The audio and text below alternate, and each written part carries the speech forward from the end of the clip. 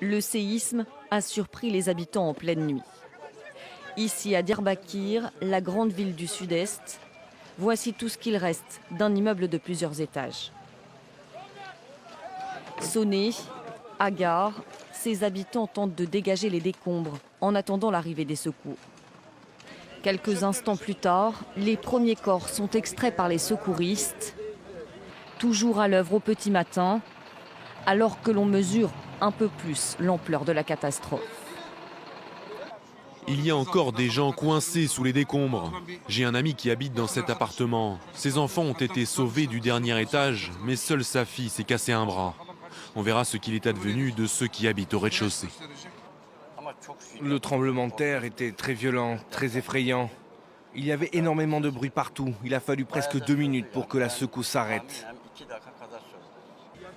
Il était environ 4h17 lorsque la terre a tremblé près de la ville de Gaziantep. Une secousse très forte, au moins 7,4 sur l'échelle de Richter, et très longue, comme le montre cette vidéo amateur tournée dans un appartement. Les secousses ont été ressenties dans tout le sud-est du pays, mais aussi dans les pays voisins, au Liban, à Chypre ou encore en Syrie, où plusieurs bâtiments se sont effondrés. Toute la nuit, pompiers et défense civile ont tenté de retrouver des rescapés. Des dizaines de personnes ont été tuées au nord à Alep, à Hama au centre ou encore à Latakia sur la côte méditerranéenne.